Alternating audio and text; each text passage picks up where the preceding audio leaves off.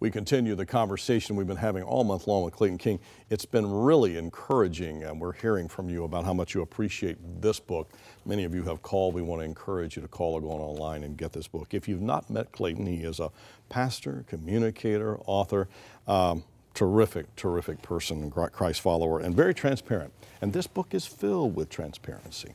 You really are wide open about the hell on earth that you have experienced in your life as a human being, as someone who is on this planet, as a follower of Jesus Christ, and we're all better for it.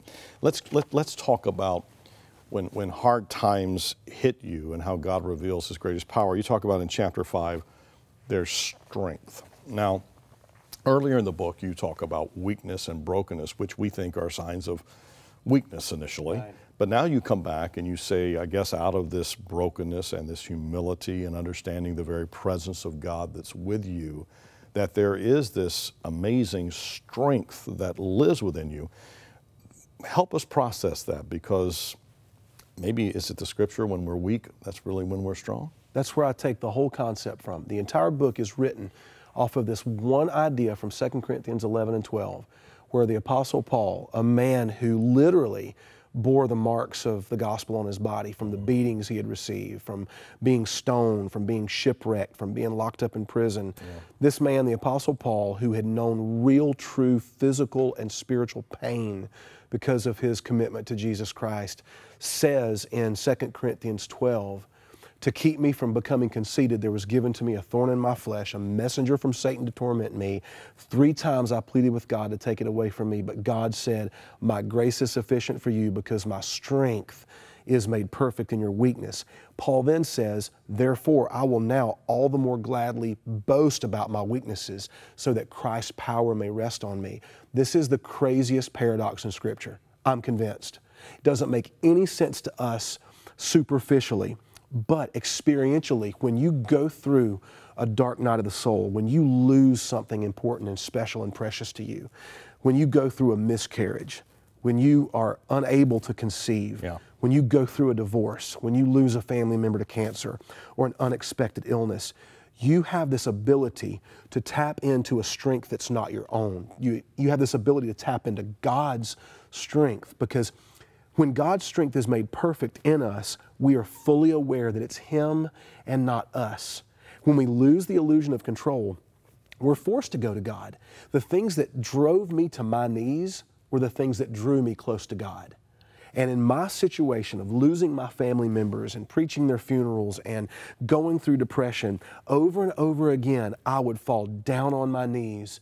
But in those moments, I would draw close to God, because we don't realize Jesus is all we need until Jesus is all we have. That's the source of our strength. And that was the source of my strength. And even this day, 3 years after burying my father, and a year and a half after losing my aunt, who was the last member of my family to pass away 18 months ago, I'm not over all of this, but I'm getting through it. It makes you stronger to process it too, as opposed to, we talked an earlier time about holding it in. It helps to talk about it. If you don't talk about it, then you internalize it. And there's not enough space inside of us to internalize all the hard, hurtful things that happen to us. We need to externalize. We share it with someone. We talk to God about it in prayer. We talk to our spouse. I went to a counselor, and I am so happy to admit publicly that if it were not for the good Christian counselor I saw, I don't know where I would have wound up. I don't know where I would have landed in this whole process. But my Christian counselor could look at me and say, guess what, Clayton? You're not crazy.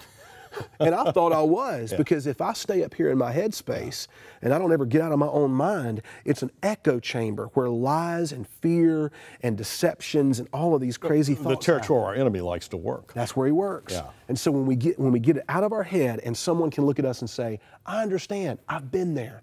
I know what you're going through. You're not crazy. You're going to make it. That's when God gives us His strength. And that strength is absolutely real. It's not theoretical, it's real. So what do you say to someone, in our final segments here, what do you say to someone who's watching this, who is going through all those, are a part of those terrible, horrific things that life brings us, but there's no faith factor? Right. And they're trying to manage it all on their own. What's the challenge that you would lovingly give them? Well, this is something I say in the book. It's one of my favorite comments to make when I preach this message. Faith replaces fear, but not without a fight. Faith replaces fear, but not without a fight. If you're going through something like this right now, you're going to have to fight, make a decision. And I get passionate about this. Take the next step forward. Tell somebody.